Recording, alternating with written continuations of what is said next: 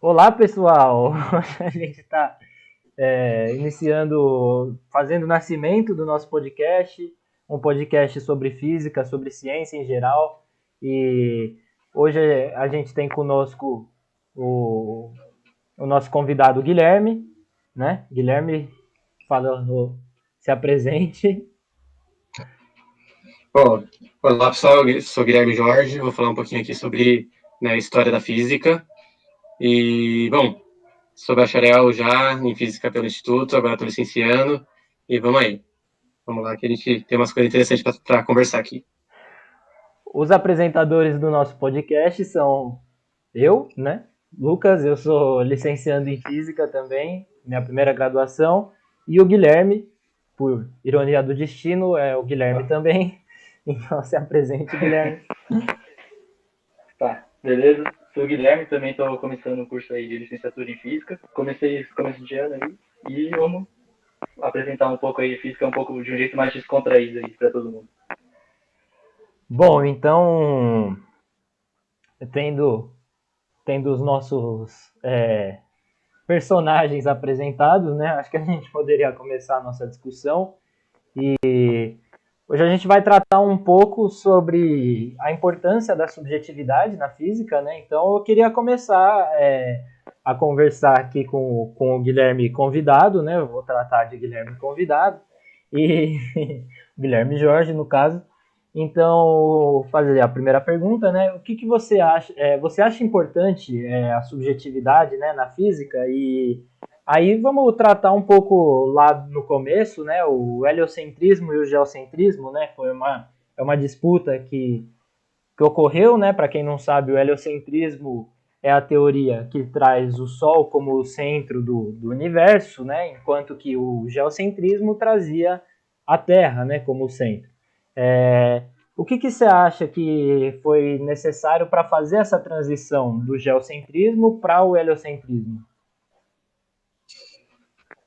Realmente, nessa questão, né, o subjetivo é muito importante, né? Então, quer dizer, a gente tem uma visão hoje em dia de como, né, essa transição aconteceu, essa visão que é ensinada no colegial muitas vezes, né?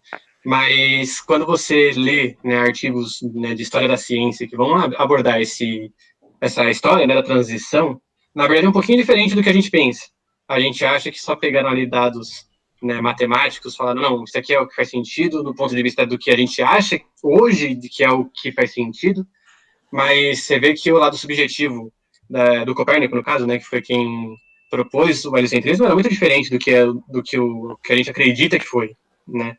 Então a gente acha que tem uma resposta que é aquela resposta objetiva, né? E não foi bem assim, não foi pensando na maneira que a gente acha que é o correto, né? Que o que o Copérnico estava pensando. Então você vê, né, sobre essa questão do subjetivo. É, é importante ver o que o Copérnico pensava, né, para propor o heliocentrismo, porque ele não tinha dados novos, né? Toda essa época ali, desde a Grécia Antiga até um pouquinho depois do Copérnico, eram os dados de Ptolomeu, basicamente, os dados que descreviam, né, o movimento dos planetas. Então, quer dizer, dados melhores só foram surgir com o trabalho do Tycho Brahe, que aconteceu ali uns 50 anos depois, né, do Copérnico. E aí isso foi ajudar muito o Kepler, mas o Copérnico não teve isso ao dispor dele, né? Então, para a gente, né, ter uma noção do que ele está propondo, então vamos para pensar primeiro no que era a descrição mais aceita ali, né, do universo na época, né? Essa descrição era creditada ao Ptolomeu, né? E ele é considerado, né, ele meio que o senhor do geocentrismo, né? Só que até a própria questão de chamar de geocentrismo é meio engraçada, né? Pode ser que não seja a melhor maneira de dizer qual era a postura dele, né? Porque, veja, ele. Não é que ele previa que estava a Terra e todo mundo fazia uns círculos em volta ali. O Marte, Vênus, né, a Lua, o Sol. Não era exatamente isso. O que ele dizia, né, é que tinha a Terra. Então, a primeira diferença, né? Tinha a Terra, e aí, quer dizer, você tinha o deferente, né, que era o movimento aqui em círculo, em torno da Terra, mas esse círculo não era o único. Tinha o círculo dentro do círculo, né? Então, na Uhum. verdade, tinha um círculo cujo centro fazia um círculo também.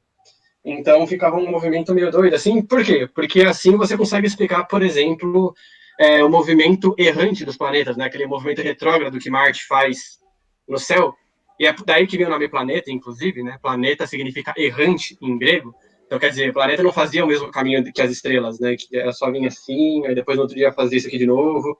Não, o Marte fazia isso aqui às vezes, né? Sim. Então, essa questão do epiciclo já explicava isso, né? Ou pelo menos tentava descrever isso.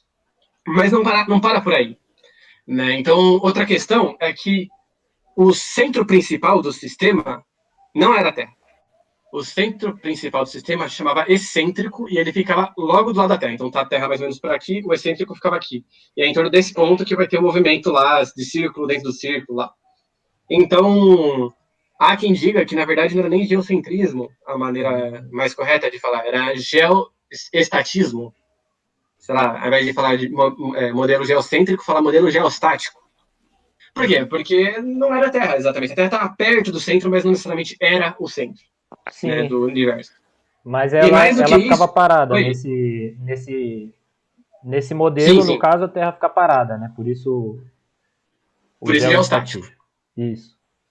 Quer dizer, ela não era exatamente o centro, mas estava parada. Né? Então, porque falar que a Terra não... que a Terra está em movimento, eu acho que era uma coisa que só ia ser bem aceita depois que fosse discutir a questão de inércia, né? Que a gente também espera chegar aí nessa questão. Mas, enfim, outra questão é que nem para por aí a diferença, né, do modelo de Ptolomeu, porque a gente acha que, porque a gente costuma achar, né, que era o modelo de Ptolomeu. Tinha um outro ponto que ficava um pouquinho fora do excêntrico, que era o equante. Então, esse ponto que ele chamava... Por que ele chamava de equante, né? Ele chamava de equante porque o movimento lá do círculo, dentro do círculo, né, o centro desse círculo aqui, menor em torno do qual o planeta girava, esse círculo ele fazia um movimento circular, não, um movimento angular, né, uniforme, em torno desse equante. Então, o equante achava, né, se eu tivesse no equante e estivesse girando para observar o planeta fazendo tá movimento, eu ia girar sempre na mesma taxa angular, né? E veja, se eu não estou exatamente no centro, porque o centro é excêntrico, não é o equante, e eu estou girando de maneira constante, então o planeta não está constante. Por quê? Porque quando ele estiver mais perto, ele tem que estar mais devagar para não ter que girar mais rápido. Quando ele está mais longe, ele vai ter que girar mais rápido para não ter que girar mais devagar. Né? É aquela questão meio de paralaxe, né? Todo mundo já deve ter percebido que quando vocês estão no carro, a lua parece que não sai do lugar, né? Mas os postes estão tudo indo para trás e tal. Por quê? Porque a lua está muito mais longe, então, né, você vai ter essa questão angular aí que não vai ser tão simples de descrever, né? Então, o que na verdade incomodava o Ptolomeu, né, muita gente acha que era questão dos epiciclos. Que, não, essa coisa círculo dentro do círculo é bizarra, não sei o quê. Não era isso. Isso não incomodava o Copérnico. O que incomodava o Copérnico era o equante. Era essa questão de que o equante pensava num movimento angular uniforme, mas sacrificava o movimento linear uniforme, né? A velocidade uniforme. Né, a velocidade propriamente dita, né, a linear, a mais clássica de todas, né. Então, isso que incomodava ele. Ele, na verdade, ele tinha um ideal platônico de movimentos circulares com velocidade constante. Era isso que ele queria trazer de volta. Né? Então, veja o subjetivo. Era uma crença dele de que os planetas tinham que descrever círculos perfeitos e de velocidade linear perfeitamente constante. Era isso que ele queria trazer de volta, que já tinha perdido, né, na descrição que era atribuída ao Ptolomeu, né? Então, a solução que ele encontrou para isso foi colocar o Sol no centro, né? Só que, veja, engraçado que tem gente que pode falar, não, mas não é porque ele previa melhor. Essa é a questão, não previa melhor, tá? Então, Copérnico não aperfeiçoou as predições de Ptolomeu. Então, em alguns sentidos, Ptolomeu, como tinha sido, né, um sistema que foi desenvolvido por muito tempo, não é só o Ptolomeu que desenvolveu aquilo, né? Ele já estava com ações aquelas questõezinhas mais finas, né, de precisão, bem ajustadas, né, para ter uma descrição legal de como o movimento dos planetas vai acontecer. E o Copérnico sozinho, claro que ele não ia fazer um sistema que fosse melhorar aquilo. Até porque, como a gente já sabe hoje, né, não são exatamente círculos o que os planetas descrevem, né? Então você vê, para conseguir se aproximar da qualidade preditiva do Ptolomeu, inclusive o Copérnico colocou epiciclo pra caramba nas previsões dele. Ele aumentou o número de epiciclos em relação ao que o Ptolomeu usava, inclusive. Então, realmente, não foram os epiciclos que incomodaram.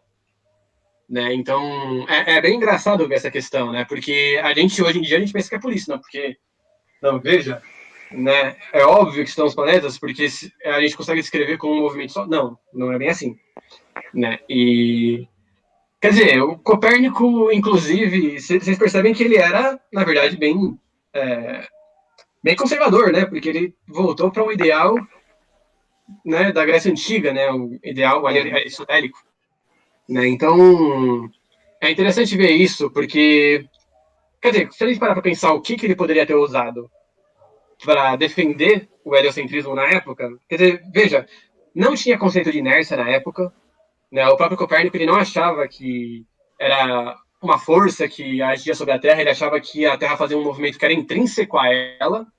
Intrínseco a ela é a mesma coisa que o Aristóteles falava, né? Que tem objetos que intrinsecamente querem cair. É o lugar Tem natural, objetos né? que... Isso, a questão do lugar natural. Então, quer dizer, o movimento intrínseco significa um movimento natural. Quer dizer, ele não enxergava que nem a gente enxerga hoje, né? Que a Terra faz um movimento que é uma mistura de inércia e a curva causada pelo Sol, né? Pela atração do Sol. É uma coisa que o Sol ele impõe à Terra, né? Ele constrange a Terra a fazer um movimento. Não. O Copérnico achava que era uma questão natural. Né? Então, outra questão, não... Quer dizer, a gente pode até pensar hoje em dia, né, em paralaxe das estrelas que estão muito longe, para falar que é a Terra que se move, né? Então, quer dizer, a gente percebe que a estrela às vezes está um pouquinho para cá, um pouquinho para lá, e isso é um indicativo de que a Terra se move. Mas na época nem tinha medição precisa o suficiente para apelar para esse tipo de argumento. Então ele também não podia apelar para isso. Não tinha a questão da inércia bem desenvolvida, o que mais que ele ia, né, pensar? Então ele tem que pensar no que ele tinha. O que ele tinha era olhar para a filosofia grega, né? Então ele queria trazer o movimento circular uniforme de volta e foi por isso que ele colocou o Sol no meio. Foi uma questão que hoje a gente pode até achar que é meio arbitrária, mas na verdade não é. Foi uma questão ali do que ele acreditava que era o certo mesmo. Né?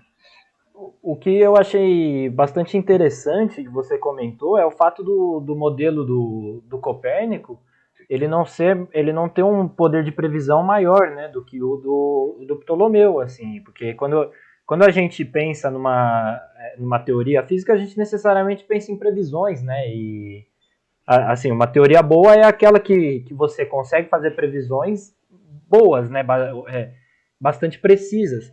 E, na verdade, isso foi uma mudança que ocorreu, essa mudança do geocentrismo para o heliocentrismo, ela não ocorreu por uma necessidade de previsões, né, mas sim por uma crença interior, né, do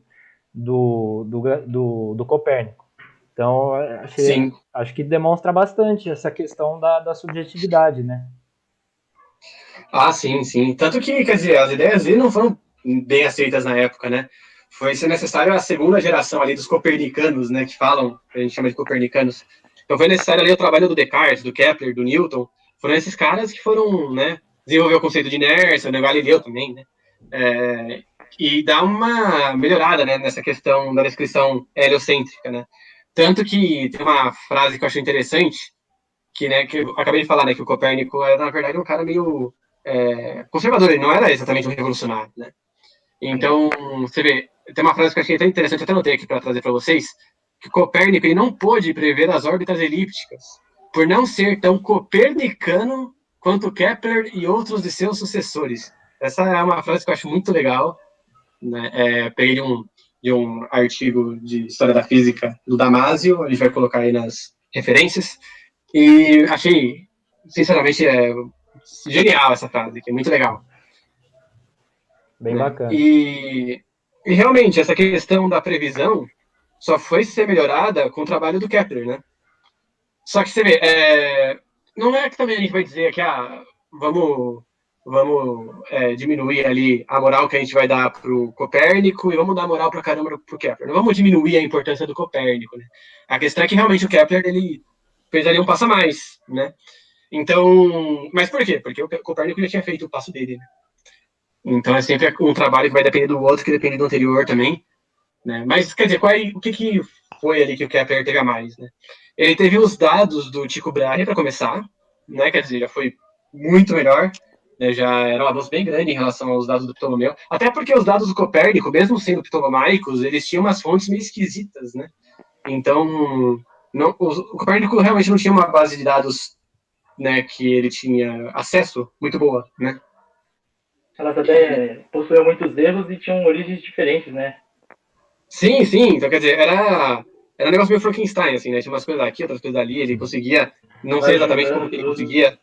E aí era o que ele tinha para trabalhar, né? Às vezes tem que ser assim mesmo, não tem como melhorar, né? E, bom, o Tycho Brahe, ele foi muito conhecido por causa disso, né? Por ser um cara que tirava dados muito bem e tal. Ele tinha um olho muito bom, falam disso, né? E, quer dizer, o Kepler, ele pôde usar esses dados, né? Não sei muitas controvérsias no meio do caminho, né, da história entre os dois, mas de qualquer maneira o Kepler conseguiu os dados, né? E uma diferença que eu acho que é importante ali do Kepler pro Copérnico é que ele não queria só descrever, né, os dados. Ele não queria só descrever o movimento dos planetas, ele estava querendo achar até uma causa para eles, né? Então ele achava já tinha uma ideia de que tinha uma força entre o Sol e cada planeta.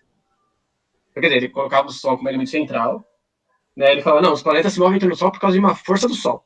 Como que ele descrevia essa força, eu realmente não sei. Não sei se ele já descrevia da mesma maneira que o Newton, que era como se fosse uma centrípeta, mas eu acho que como o conceito de inércia ainda estava meio que sendo estabelecido na época do Kepler, né? Talvez ele tivesse uma visão um pouquinho diferente, com o Sol empurrando, assim, né? Guiando a órbita dos planetas, um pouquinho para dentro, um pouquinho para o lado, né? Não sei exatamente como que era a questão da direção da força, mas ele já pensava que era uma força e que ela era exercida pelo Sol em cada planeta. Então já tem uma camada ali de explicação, né? Ao invés de só chegar e descrever. Já tem um Né? E agente, ele né? já tinha. Oi? Já tem um agente. Ah, sim, sim, né? Já tem aquela questão de atribuir a alguma coisa, né? Aquilo que você está Uhum. observando. Sim. Né? Então, ele achava também que ela era mais lenta, porque, quer dizer, com a distância a força ficava mais fraca, né? Então, né, o movimento ficava mais lento, a força era mais fraca. Né? E pelo menos era a visão do Kepler. De novo, essa questão de inércia ainda não é muito claro quanto estava desenvolvido ali, né, naquela época do Kepler, porque foi enquanto estava desenvolvendo essas questões de inércia que o Kepler estava fazendo o trabalho dele.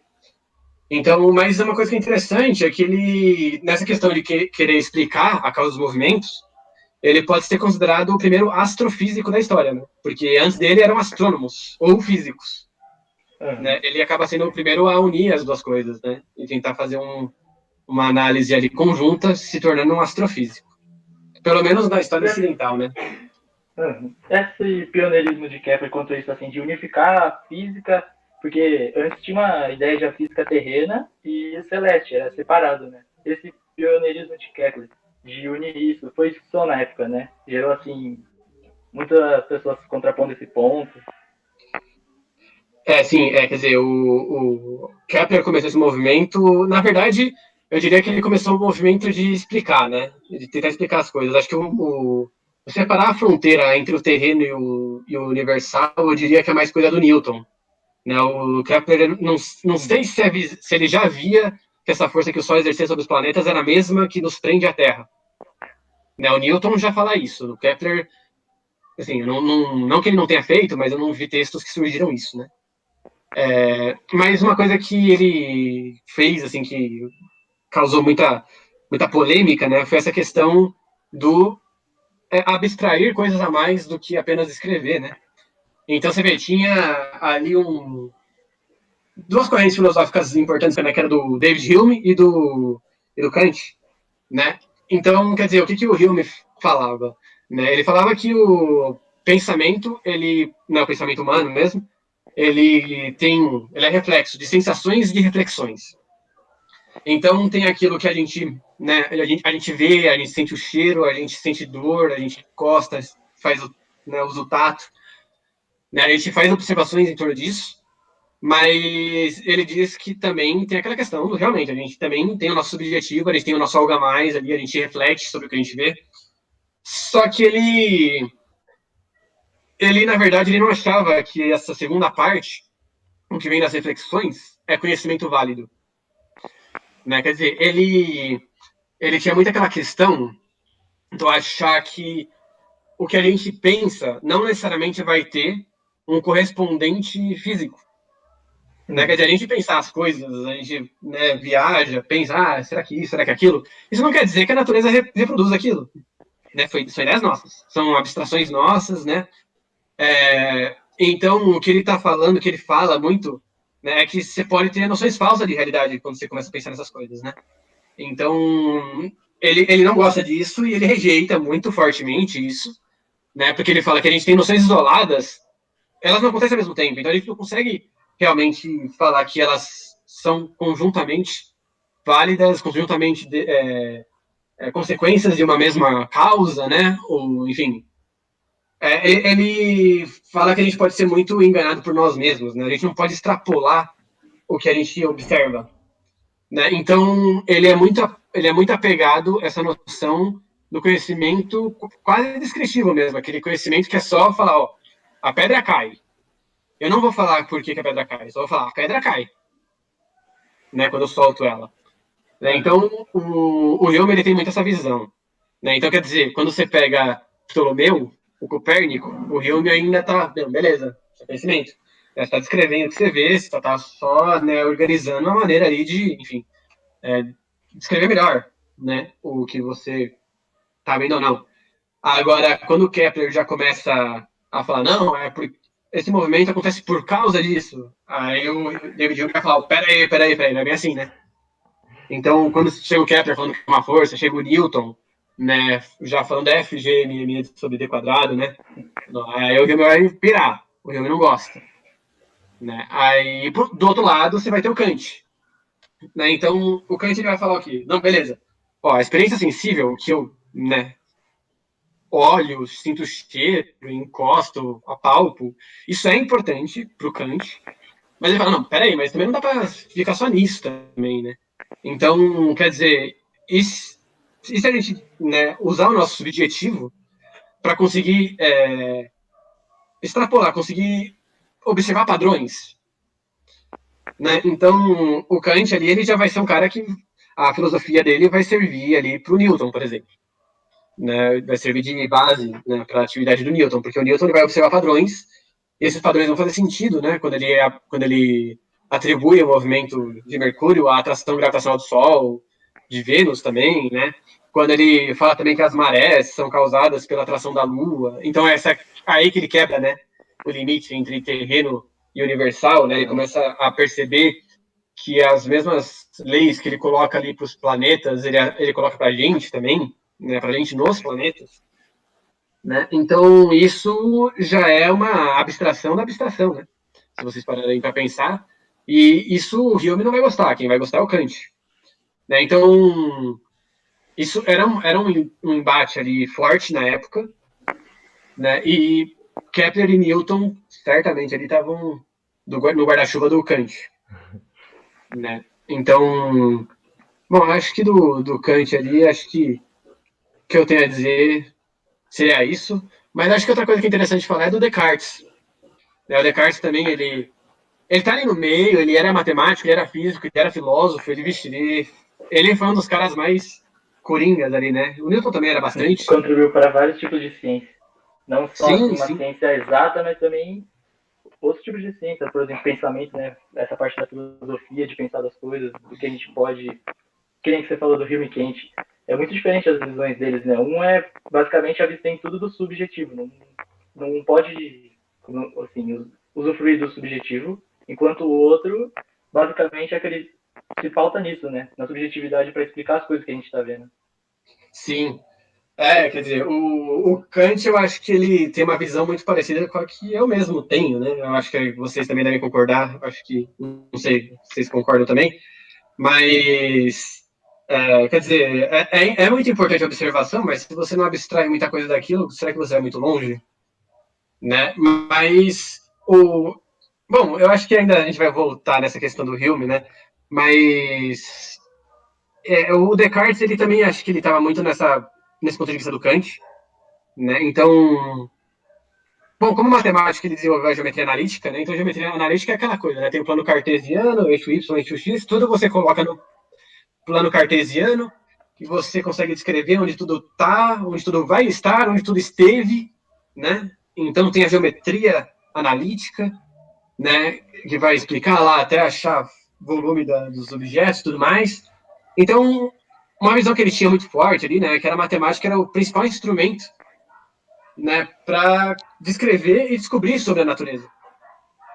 Né? Então, mas ele não falava só sobre a natureza, né? Ele não achava que isso era válido apenas para a física.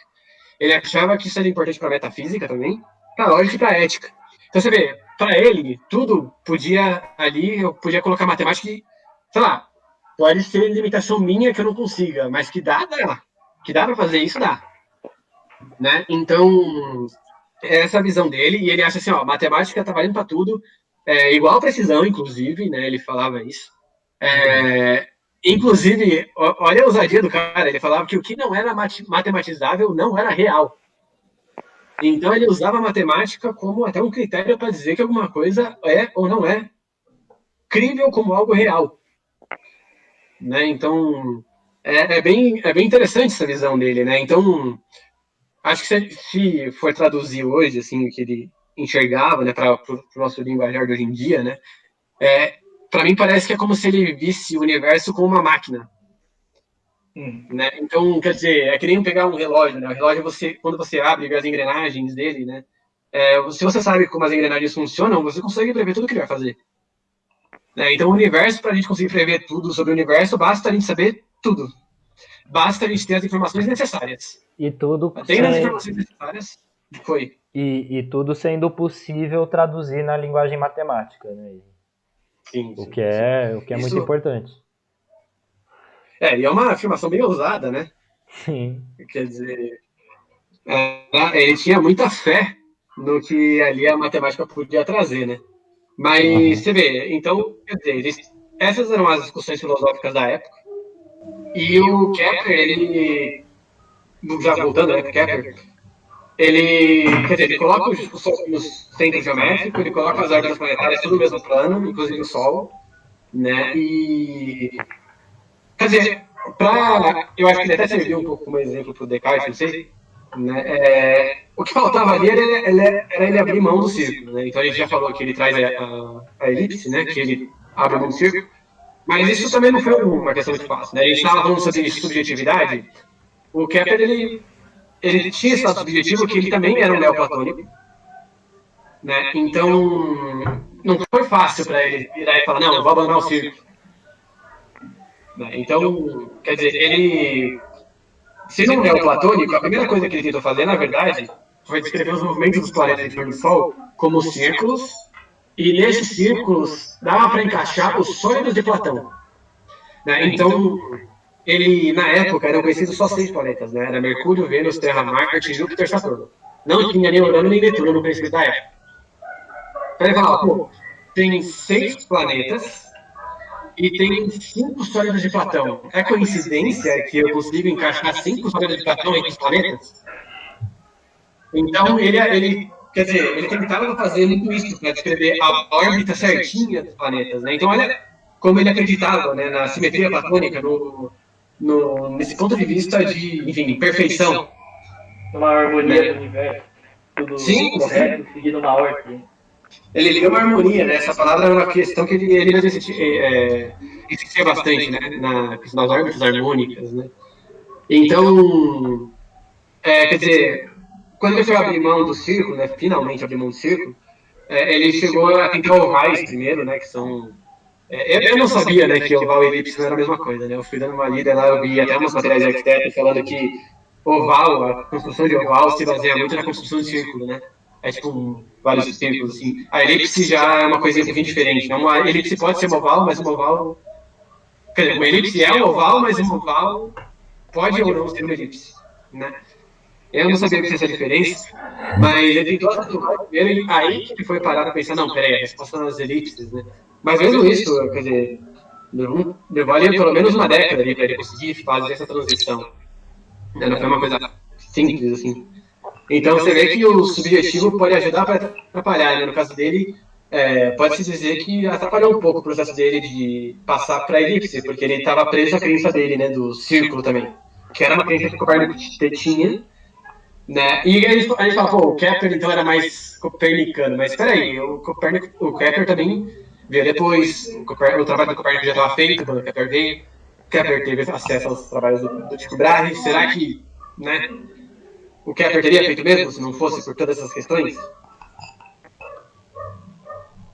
Então, assim, fica essa questão de subjetivo, mas também tem aquela questão dos dados, não dá para falar também que é só subjetivo, né? Aham. É uma complementação, né? Assim, um complementa o outro, mas é bastante legal esse fato do Kepler dele ter, assim, ter tido uma resistência na própria teoria dele, né? Porque isso acentua bastante essa questão de que não é só o subjetivo, né? O subjetivo tem a sua importância, mas não é simplesmente apenas o subjetivo, né? Porque se fosse pelo Kepler, ia ser tudo circular, né?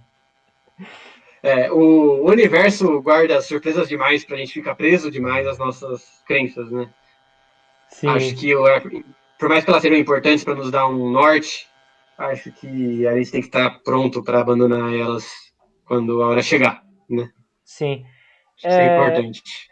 Então, mas aí voltando, né, à discussão de Hume contra Kant, né, eu fiquei aqui pensando enquanto você comentava, né, então é possível afirmar de modo geral, então, que a ciência ela foi se desenvolvendo sobre um ponto de vista do Kant, certo? Porque, assim, que nem você disse, o Newton foi buscar explicações para o porquê, né? O por causa de quê. E isso, no geral, é Uhum. uma coisa que a gente enxerga bastante, né?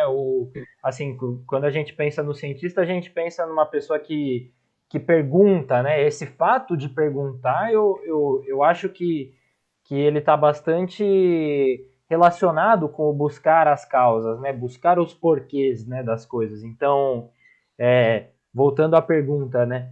É possível afirmar que a ciência foi se desenvolvendo no ponto de vista de Kant? Olha, eu gosto, né? Eu já falei, né, que eu gosto bastante do ponto de vista do Kant, mas eu não sei se dá para dizer que foi tudo pensando só no ponto de vista dele, né? Porque, quer dizer, uma discussão, uma questão que eu acho que é interessante é notar o próprio Einstein, né? Quer dizer, se você for ver textos, né, históricos aí que falam sobre o ponto de vista dele, né, sobre o trabalho na ciência, ele fala muito do Hume no começo da carreira dele, né?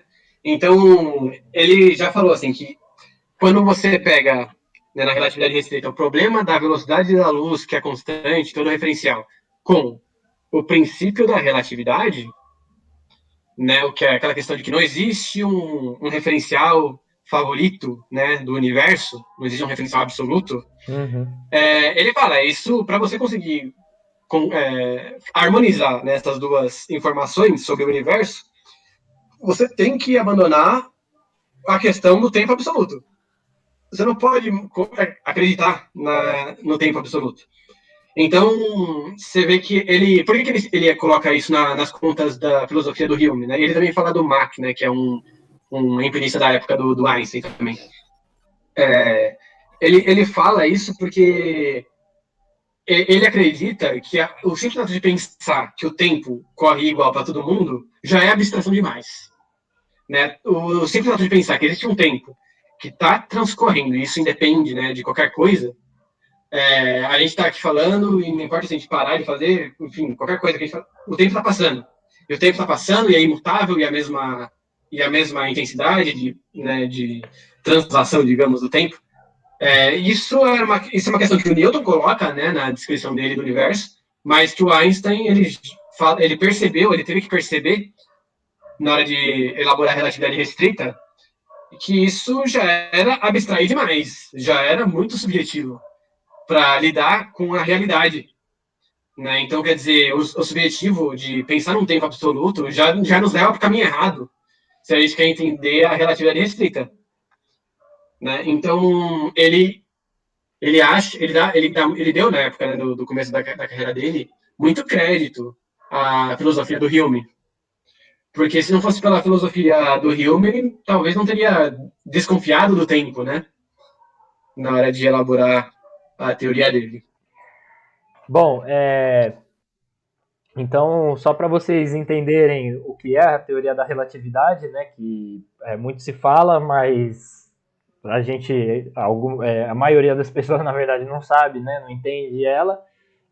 A teoria da relatividade restrita, né, ela tem tem dois postulados, né, tem parte de duas afirmações. A primeira é que não existe um referencial, é o princípio da relatividade, né, que não existe um referencial preferido para o universo. Então, todos os referenciais, na verdade, eles são, em teoria, são iguais. Não é porque só a gente não é só porque a gente está na Terra que a Terra é preferida em relação para o universo.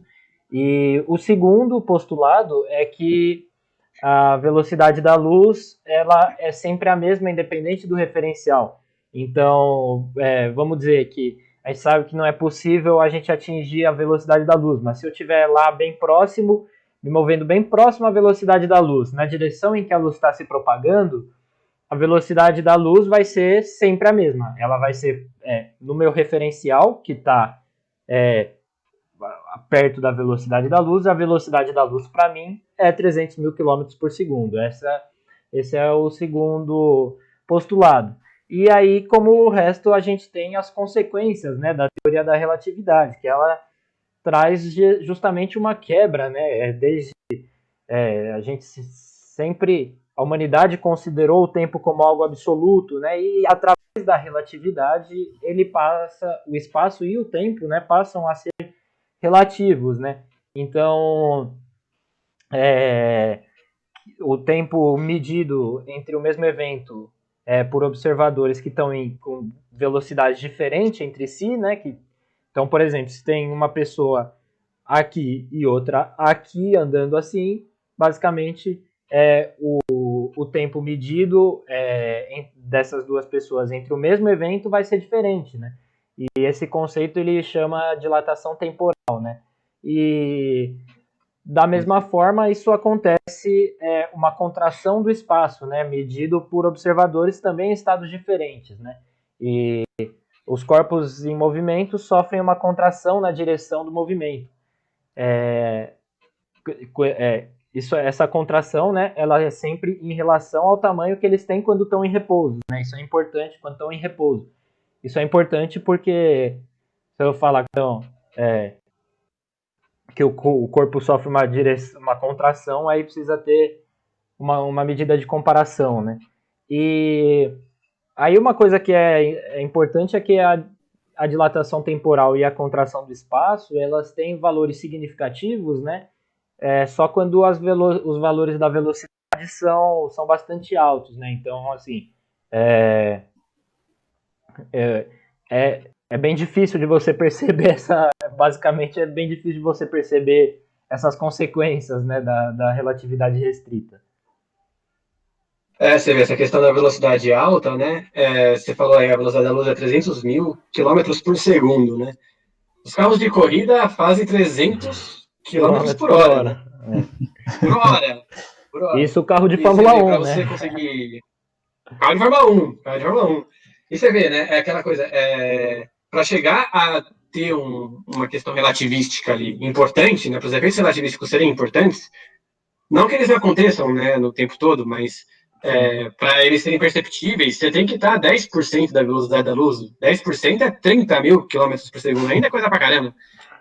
Né? Então, é muito mais do que qualquer velocidade que a gente ousa ter aqui na nossa vida comum, né? É importante o fato de ser significativo, né? Porque senão a gente pensa que é uma coisa que está muito distante, né?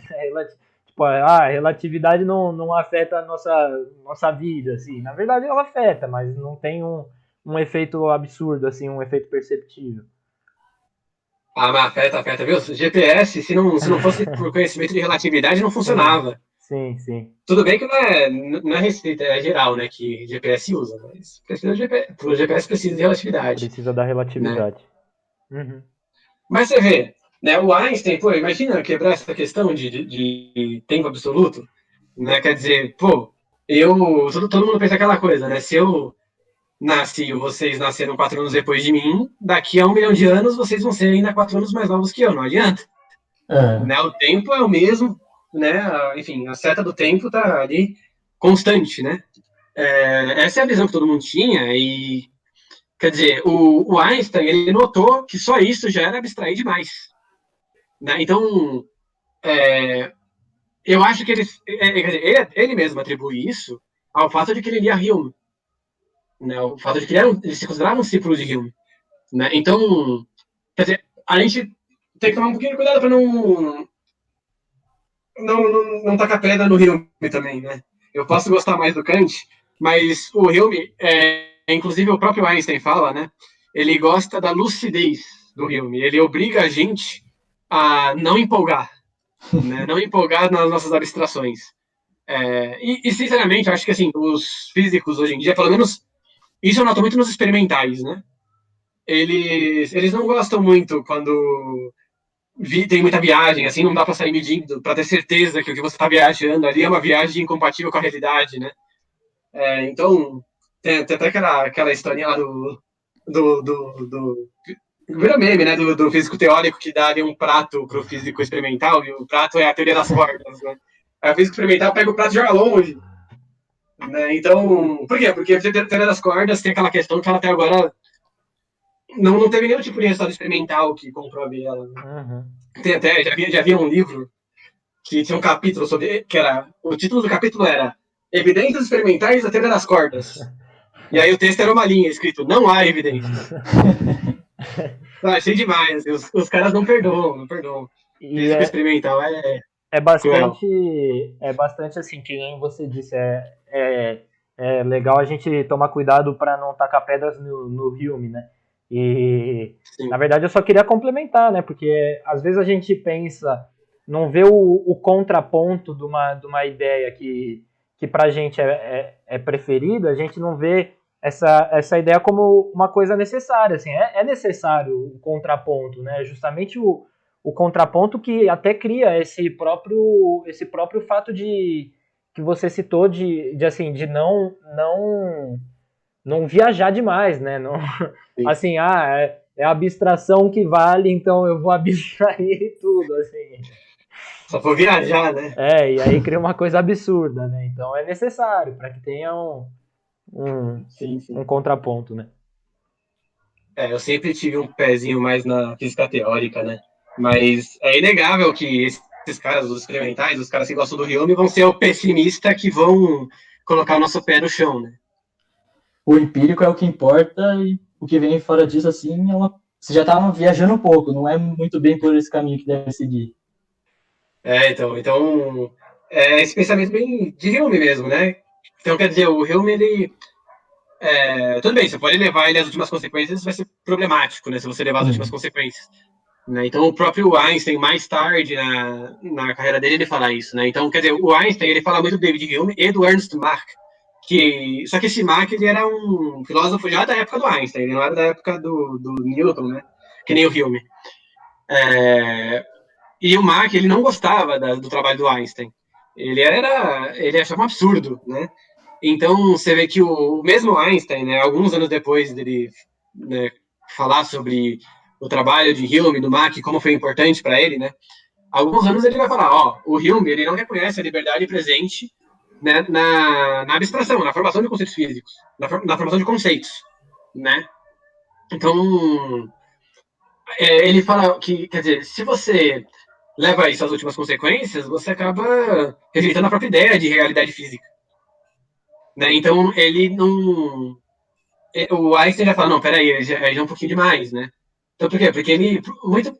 Quer dizer, existe controvérsia sobre isso, né? Mas já vi gente levantar a hipótese de que ele acabou se defendendo um pouco até pelo tanto que ele foi criticado pelo Marx, né? Bom, mas ele fala que, bom, pelo menos o Hume, pela lucidez dele, ele acabou possibilitando um certo progresso da filosofia. O que ele acaba causando é ele não atribui isso como uma culpa do Hume, né, mas uma consequência que pode acabar acontecendo, é que ele pode gerar um medo da metafísica, né? Que é justamente o medo de, ousar dar aquela pensada a mais, né? Quer dizer, não vamos viajar, mas também não vamos parar de abstrair por causa disso. Não é só o matemático que importa, tem que ter uma coisa assim, por exemplo, até para motivar na busca do que a gente quer. E o matemático, ele já é um pouquinho de abstração, né? Se parar para pensar. É. Acho que o que ele tem um pouco ali de ressalva, né? O que essa ressalva que ele já fez um pouquinho mais tarde na carreira dele é a questão de ficar muito no empírico, muito na medida, né? Quer dizer, por um lado, lá no começo, lá na relatividade restrita, ele era empirismo na veia. Mas já um pouquinho mais pra frente na carreira dele, ele já não era bem assim, né? Então, já que, puxando assim para esse tema do Einstein, falando sobre ele, a gente podia falar um pouco sobre a treta dele com a quântica, né? Essa ideia que ele tinha, assim, parece... Ele contribuiu para a quântica, mas parece que ele não, assim, não foi muito, como eu posso dizer, ele concordou com tudo o caminho que ela seguiu. Sim, realmente. Ele deu algumas contribuições, né? Ele conseguiu explicar a radiação de corpo negro. Quer dizer, não é que ele explicou a radiação de corpo negro, né? Mas ele conseguiu ali contribuir para essa questão, né, do entendimento. Né? Ele propôs o quanta de luz, né? Na verdade, primeiro o quanta de troca de energia da luz com a matéria para depois virar o quanta de luz. Né? Aquela coisa, às vezes a gente atribui a ele coisas que ele não falou. Ele demorou para falar que o quanta de luz era realmente um quanta de luz, né? Ele começou falando que era só quer dizer, a troca de energia que era quantizada, né? Não exatamente a própria luz. Depois do tempo que ele vai falar da luz. Mas o que ele realmente não gostava, na verdade, não era exatamente da mecânica quântica em si, né? Como ferramental matemático e tudo mais. O que ele discordava muito era a questão da interpretação. Né? Então, quer dizer, ele tinha um problema com a característica probabilística da mecânica quântica e com uma outra questão, que era a questão da não localidade da mecânica quântica. Então, era isso que ele realmente tinha como um problema ali, que para ele era importante. Né? Assim, tratando essa parte mais da probabilística, né, que ele criticou, seria mais ou menos assim, a gente pode, por exemplo, ter uma linha de raciocínio mais, como eu posso falar, seguindo a ideia de Descartes, que é tudo muito, como eu posso dizer, modelos matemáticos. Por exemplo, eu vou jogar uma moeda. Se você perguntar para uma pessoa muito determinista, ele vai acreditar assim que se você tem os dados necessários, por exemplo, tem a velocidade que a moeda foi lançada, a altura que ela atinge, assim, e fazer os cálculos, você sabe como ela vai cair, por exemplo, se vai dar cara ou coroa. Mas se você tratando um pouco mais dessa parte probabilística da quântica, seria mais ou menos uma forma de crítica assim de que a gente não tem muito bem definido até a gente ir e fazer a medição da coisa. E seria mais ou menos uma ideia que ele critica de faltar uma informação para a gente conseguir compreender ela completa. O que ele não gostava, né, era justamente o que o Bohr falava, né, que o Bohr falava que a natureza era assim, que a natureza que não era objetiva, né. Então, ele realmente não engolia mesmo isso, né. Ele falava que, quer dizer, ele falava que a probabilidade era a probabilidade, inclusive só os probabilísticos falam isso, né? A probabilidade é a teoria da informação incompleta, né? Você usa ela quando você não tem todas as informações. Então, a cara aí que você falou, se você não tem todas as informações necessárias, você vai falar o quê? Meio a meio, né? Metade de cada, metade de coroa. Beleza.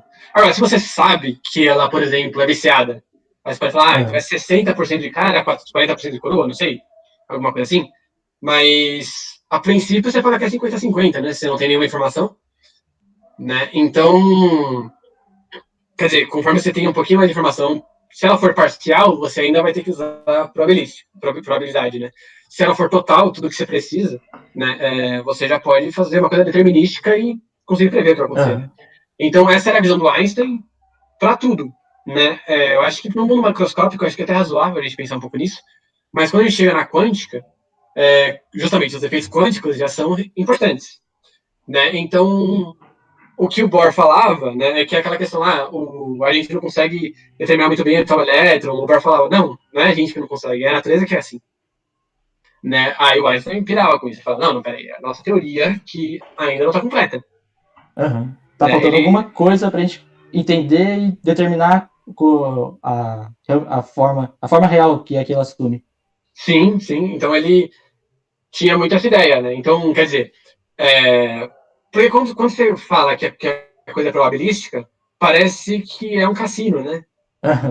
Então, inclusive, era aí que vem aquela frase dele, né? Que Deus não joga dados com o universo. Sei lá se ele acreditava em Deus. Era a questão de, tipo, ele achava que o universo ele tinha que ser determinístico. Então ele tinha aquela visão cartesiana, que eu falei lá, da engrenagem do relógio. Isso. Né? Tem que estar ali. Tem que, pô, se eu sei as regras do jogo, eu tenho que saber como que vai terminar. O que vai ocorrer, como vai seguir. Sim, sim.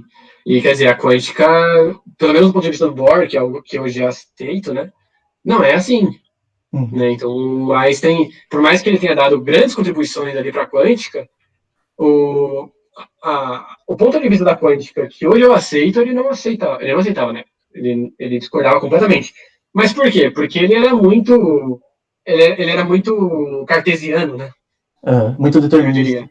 Muito determinista, muito determinista. E, seguindo esse raciocínio, assim, a gente poderia falar até que o Einstein errou na ideia dele, no caminho que ele seguiu para pensar, sentir, abstraindo um pouco da subjetividade.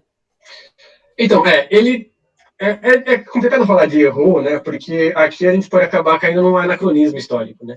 Então, quer dizer, é difícil você falar que uma pessoa está certa ou errada numa época em que aquela resposta não estava encontrada, né? Então, quer dizer, hoje eu posso dar prova para um aluno meu, e se ele não falar que a quântica é do jeito que o Bohr falava, eu posso dar xizinho na resposta dele e falar que está errado. Beleza. Mas quando eu vou falar do Einstein, quer dizer, ele estava numa época que aquilo ainda estava se desenvolvendo, ainda estava tendo muito debate, né, sobre isso. Uma coisa muito nova, muito recente. Sim, então quer dizer, como que a gente vai falar que ele estava errado, né? É complicado a gente cometer isso, né? Falar isso. Pode ser Os historiadores dizem que falar assim é errado, né? Quer dizer, é um anacronismo histórico. Então a gente tem que tomar um pouquinho de cuidado com isso, né? Mas, olha, uma questão que eu acho que é interessante trazer, né, sobre o Einstein, é até uma discussão que, pelo menos Heisenberg, ele conta aqui, né, Bom, uma discussão que eles tiveram justamente sobre o ponto de vista, né, que o Bohr era um defensor, o Bohr era defensor, né, dessa questão do indeterminismo, e o Heisenberg defendia, né, o Bohr, o ponto de vista do Bohr. E olha que interessante que esse relato do Heisenberg, né, então começa com Einstein falando, você pressupõe a existência de elétrons dentro do átomo, mas não aceita considerar suas órbitas, mesmo que se observem trilhas de elétrons na câmara úmida. Esse era um experimento, né, da época. Acha mesmo que na teoria física só devam entrar magnitudes observáveis? Aí Heisenberg responde, né, surpresa. Ué, mas não foi exatamente isso que você fez com a relatividade? Afinal, você vive dizendo que não se pode falar de tempo absoluto, que só os ponteiros do relógio são relevantes para determinar o tempo. Né, os ponteiros do relógio que estão com cada pessoa, né? Aí o Einstein ele até admite, né? Mas aí ele acrescenta, mas isso é bobagem. Na realidade, acontece o oposto. É a teoria que decide o que observamos. Então, olha como ele inverte, né? Ele já abandonou Hume ali, né? Então, ele chamou, né, o Hume de lúcido, eu acho que isso é importante, né? Aquela questão de, vamos com calma, né? Não vamos sair abstraindo, né? Mas, quer dizer, é bem notável que, no ponto de vista de Hume, pelo menos, quem estava errado ali era ele por abstrair demais. Né? Quer dizer, você vê nesse caminho, nessa questão que eu falei da órbita, né? Das medições, né? Você vê, pensar que existe um caminho bem definido entre as medições já é abstrair demais. Né? Então, você vê que agora o Hume venceu, quer dizer, venceu de novo ali, mas o Einstein não estava ali junto. Então, quer dizer, você vê que foi mudando o subjetivo dele, né? Então, foi um pensamento que levou ele a desenvolver a relatividade restrita, mas que levou ele a não aceitar a quântica. Né? Mas você vê essa questão que você fala de errar também, eu diria que... Olha, o Einstein, na verdade, ele acabou dando uma contribuição à quântica do Bohr, sem querer, tentando mostrar que ela estava errada. Né? Então, na verdade, isso foi um grande feito dele, porque o que ele notou foi a questão da não localidade. Né? A questão da não localidade da física quântica, Porque, beleza, falando lá que é probabilístico, que não está bem definida a posição das coisas. Mas não está bem definida a posição das coisas, na verdade, tem outras implicações. Né? Então, da mesma maneira que os dois postulados da relatividade restrita tiveram várias implicações, a não localidade da matéria também vai ter as suas. Né? Então, uma que ele notou é a questão da não localidade. E eu acho que para explicar a questão da não localidade, eu acho que faz sentido a gente fazer primeiro uma retomada histórica aqui. Vamos voltar de novo lá para o Newton, para a época do Newton. Né? Então, não sei se vocês querem explicar um pouquinho aqui a questão da gravitação do Newton, mas ele coloca lá as forças, né, do Sol, né, com a Terra, com Marte, não sei o quê, e a teoria newtoniana não fala nada sobre quanto tempo leva para a Terra sentir a presença do Sol, né? E se o Sol desaparecesse de repente? Será que a Terra ia seguir em movimento uniforme imediatamente? Parar de fazer o círculo na hora? Ou será que ela ia demorar um tempo para sentir a ausência do Sol? Né? Então, o Newton ele não sabia responder essa questão. Né? Isso para ele até falava sobre isso, mas num caráter mais especulativo. Né? Mas é interessante falar o que ele falava. Né? Ele falava, deixa eu só pegar aqui o que eu tinha anotado, que é bem interessante. Né? A gravidade deve ser causada por um agente que atua constantemente de acordo com certas leis. Ou seja, ele está pensando que tem alguma coisa ali que é o motivo pelo qual a gravidade acontece. Talvez alguma coisa que carrega a gravidade, não sei. Né? Puxando mais essa parte que você falou sobre Newton, né? A gente pode falar sobre essa questão que ele deixou em aberto, né? Sobre como é a interação da força gravitacional. Ele não deixou isso claro, né? Se é uma coisa instantânea, se tem um tempo. A gente podia até puxar para uma coisa mais recente, falar sobre, por exemplo, no século XIX, sobre o eletromagnetismo, até puxar das equações de Maxwell, que a gente vê a velocidade da propagação do campo eletromagnético. Vê que ele respeita a velocidade da luz, né? Não é uma coisa instantânea também. Ah, sim. Então, quer dizer, é aquela coisa. Se você tem dois elétrons, né, interagindo entre eles, com alguma distância, né, e um deles some, o outro não vai sentir instantaneamente que o outro sumiu, né? Vai levar um tempo ali, que vai ser a distância entre eles dividido pela velocidade da luz, que é justamente o tempo que leva, né, para a luz se propagar entre eles, que vai ser o mesmo tempo que os campos, né? No caso elétrico, vai demorar ali para passar de um para o outro, né? A mudança dele, né, no caso. Então, quer dizer, você vê que o campo elétrico ele tem o mesmo papel ali que você pode imaginar ali num lago, né, quando você encosta, né, na superfície dele. E, quer dizer, você sabe que umas gotas de água que estão super longe de você, uma hora vai sentir lá a deformação que você fez no lago, né? Só que não é instantâneo, leva um tempo, toda aquela mediação das outras gotas de água, né, até chegar nela. Então, o campo elétrico ele tem esse papel intermediador, né, no eletromagnetismo, o campo magnético também. Né? Então, quer dizer, isso ficou bem claro para o eletromagnetismo na época, inclusive ficou maneira de, naquela época, tentar resolver esse problema que ficou em aberto com Newton, né? Não conseguiram. Quem foi resolver foi também o Einstein, só que com a relatividade geral agora, né? Que já fala que gravidade não é nem mais força, é deformação do espaço-tempo. Essa deformação também tem o tempo, tem a velocidade C como limite, né? Né? Então, quer dizer, tudo isso vai, quer dizer, obedecer a esse limite, né, que é a velocidade da luz. O Einstein achou essa resposta através da relatividade geral, no eletromagnetismo foram as equações de Maxwell, né, e, quer dizer, fica essa questão da localidade. Então, localidade significa o quê? Tudo tem que ser intermediado, tudo tem que acontecer com propagações contínuas no espaço. Né? Não é instantâneo, uma coisa está aqui, pá. Né? Aqui agora já tem uma outra coisa ali acontecendo, né?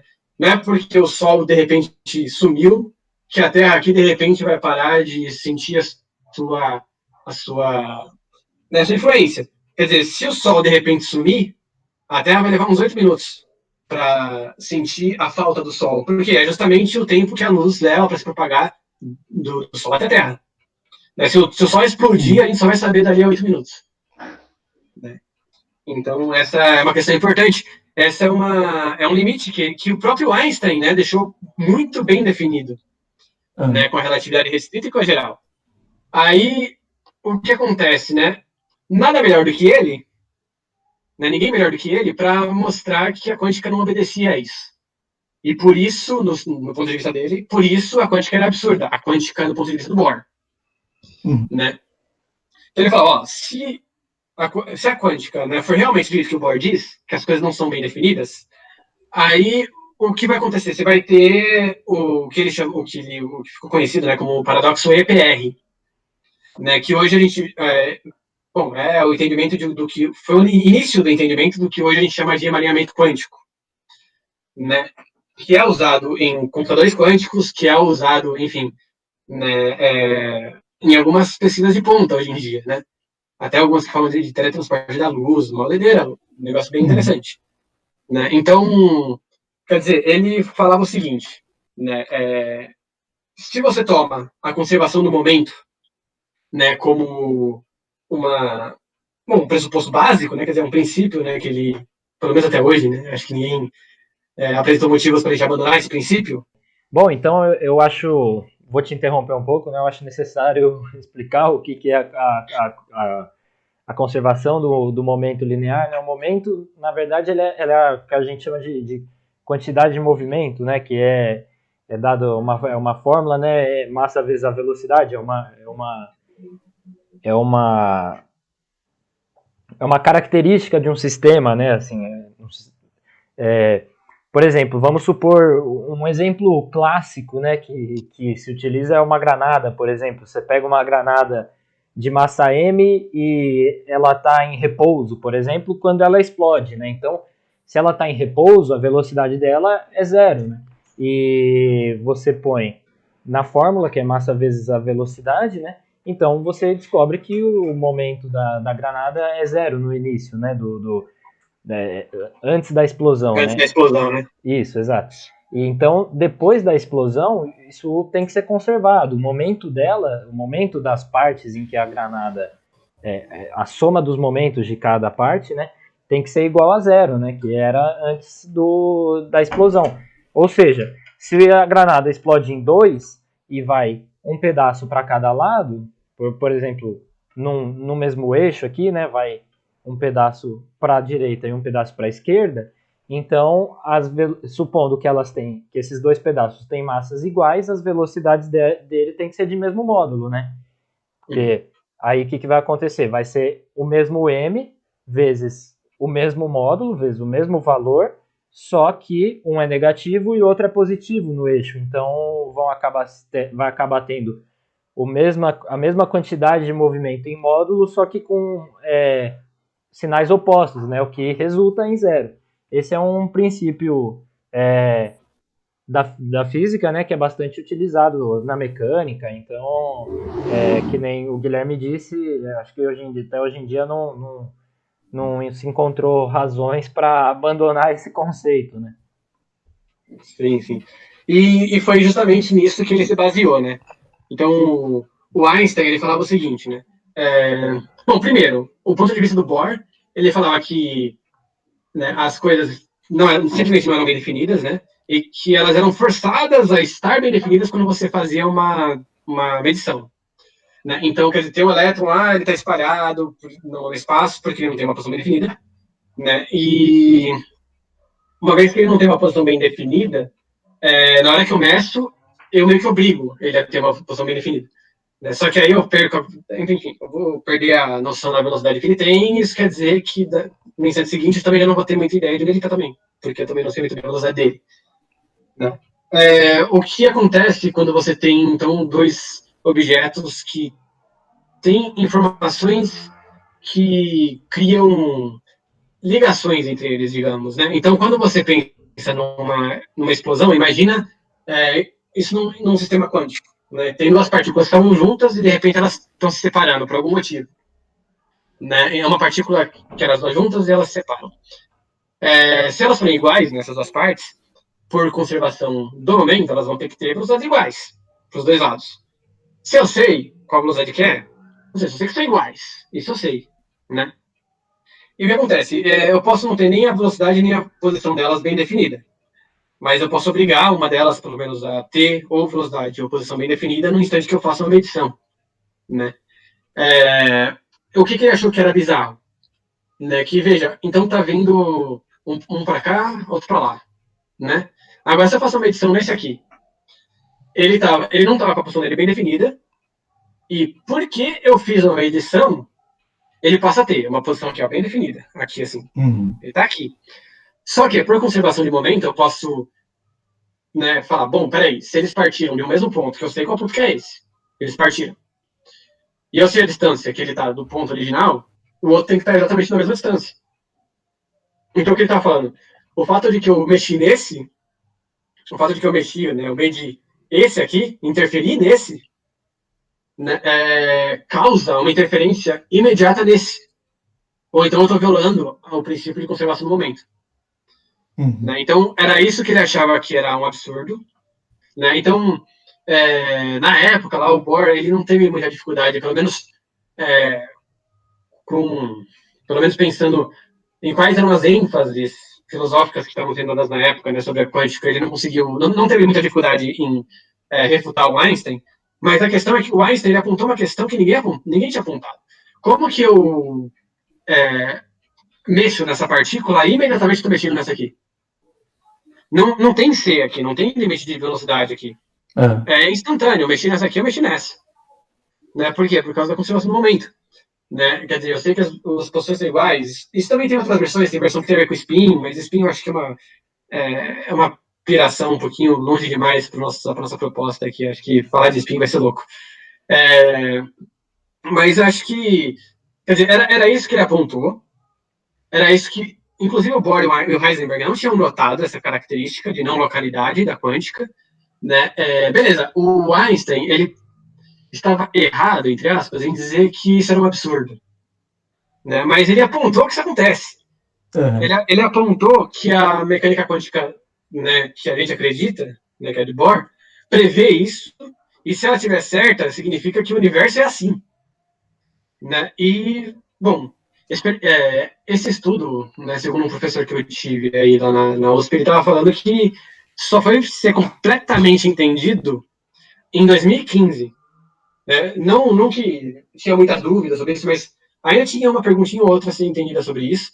Essa questão foi uma questão levantada por Einstein lá nos anos 30, 40, e foi ser bem entendida só agora, em 2015.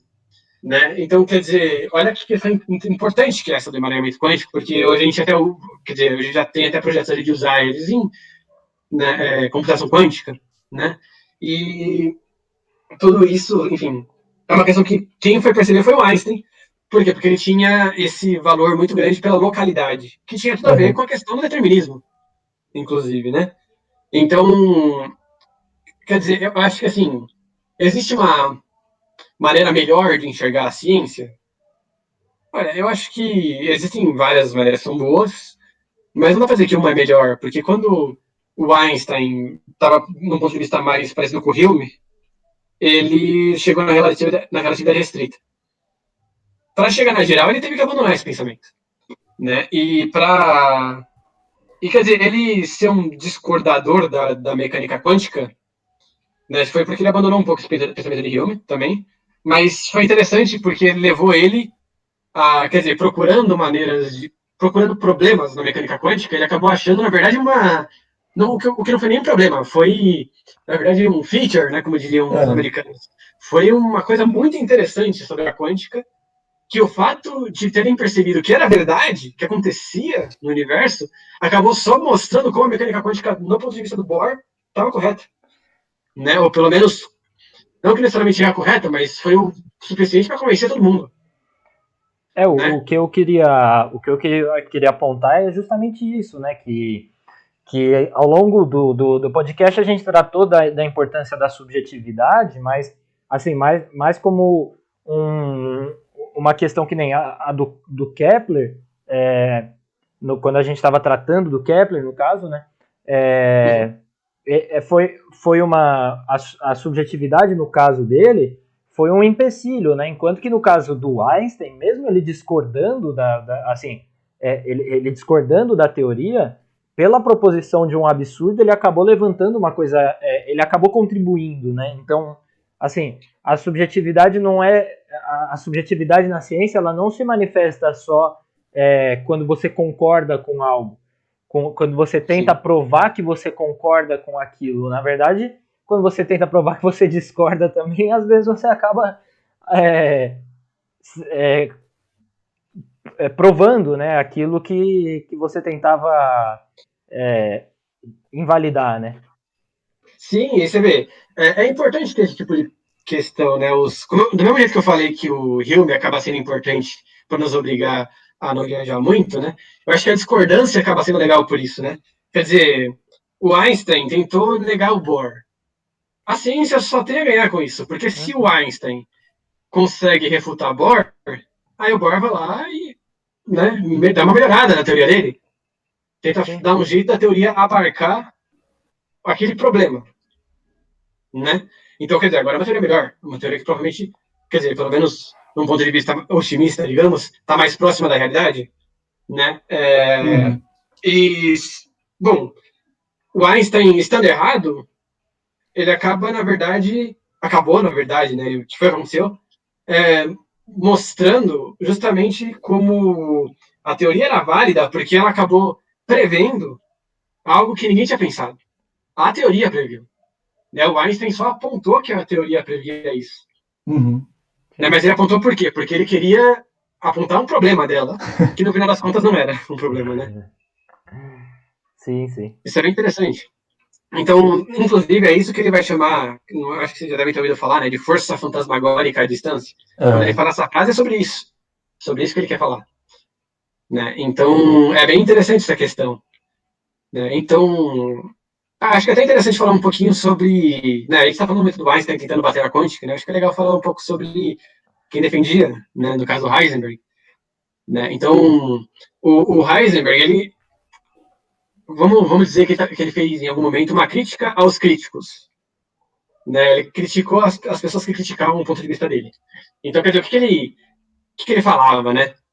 Ele falava que eles eram muito cartesianos, né? Eu acho que é o que ele gostava de dizer deles. Eles eram muito empiristas, né? E o que acontece? Ele fala assim que a revolução quântica, né, que ele diz, ela exige o abandono do materialismo atômico de Demócrito. Né? O que Demócrito ele falava? Né? Ele tinha uma visão, né, do átomo, que o átomo era o que compunha tudo, né? Tudo que existe é composto pelo átomo, né? Tudo que é material é composto pelo átomo.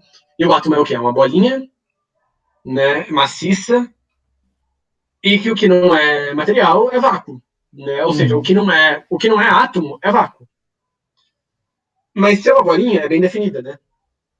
Então é interessante que a gente tem muito essa visão, né, o que é material é o que é palpável, não sei o quê, né? Mas, veja, isso é tudo uma ilusão, né? Quer dizer, quando você encosta em alguma coisa, você não está realmente encostando. Se você for pegar num microscópio ali, na verdade, tem todas as questões de repulsão elétrica, repulsão de algumas leis da quântica também, que implicam em repulsão. Não é que a gente realmente está encostando, a gente não está... não é que no espaço tem ali um limite bem definido, que aqui é uma mão minha, aqui é a minha outra mão, né? Não é como se fosse bem definido, onde vocês estão sentados, na cadeira que vocês estão sentados, não é como se tivesse ali, né, uma coisa, desse milionésimo de milímetro para baixo é a cadeira, desse milionésimo de milímetro para cima é vocês. Não, é uma coisa, não é tão bem definido, né? Então é isso que o Heisenberg quer dizer, né? O elétron não tem uma posição bem definida, não tem um formato bem definido, não é assim. Né? Então você tem que abandonar essa ideia. O que para muitos foi absurdo, né? Principalmente porque eles eram muito deterministas. Né? Então ele inclusive fala que eles têm, ele chama, né, o ponto de vista deles de realistas, né? Então ele fala que tem os pragmáticos, dogmáticos e metafísicos. Eu não sei se eu entendi muito bem a diferença dos dogmáticos e metafísicos, né? Mas dos práticos eu entendi. O que ele quer dizer com metafísico, com realismo prático? Né? O físico que vai ser realista prático, ele vai falar o seguinte, a gente consegue determinar algumas coisas. Eu não nego que há coisas que não dá para determinar perfeitamente. Mas essas coisas que não dá para determinar perfeitamente, acho que não faz sentido a gente estudar. Então, vamos dizer que a física vai estudar só o que é objetivável, né? Então, isso era o pensamento do realismo prático. Quer dizer, mano, se a gente não consegue nem parar para pensar com calma sobre isso, né, do ponto de vista determinista, por que a gente vai perder tempo com isso? Né? Então ele falava que esse era o primeiro grupo ali que tentava criticar o pensamento do Bohr e do Heisenberg, né? E aí o Heisenberg falou mais outro grupo, que era o dogmático e o metafísico, que era o seguinte: o dogmático ele falava, o mundo é 100% objetivável, o mundo material é 100% objetivável. E ele atribuía esse pensamento ao Einstein também, né? Então, quer dizer, é o mesmo pensamento do Descartes, tudo é objetivável, tudo então vai ser matematizável, tudo vai ser previsível, tudo é cartesiano. Uhum. Né? Então, não tem essa coisa de, não, tem uma chance de estar para lá, uma chance de estar para cá, e não está bem definido, né? Não. O Einstein vai falar que se é probabilística é porque a gente não tem informação suficiente, não é porque a coisa é assim. Né? Tudo tem um caminho exato, um formalismo matemático que tem que ser seguido. Sim. E o Heisenberg falou, não, peraí. Na quântica, não. Pelo menos na quântica, eu ponho minha mão no fogo ali que é a natureza que é assim.